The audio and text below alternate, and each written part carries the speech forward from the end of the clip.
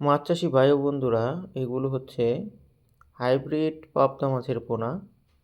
আপনাদের মধ্যে যারা পাবদা মাছের কালচার করবেন বলে ভাবছেন, যারা আপনাদের পুকুর, ডোবা বা বিলের মধ্যে পাবদা মাছের কালচার করবেন বলে চিন্তা ভাবনা করছেন, এগুলো হচ্ছে আপনাদের জন্য উপযুক্ত মাছ।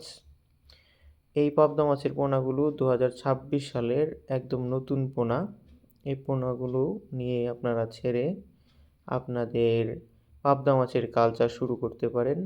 এই মাছগুলো উন্নত জাতের পাবদা মাছের পোনা। এই মাছগুলো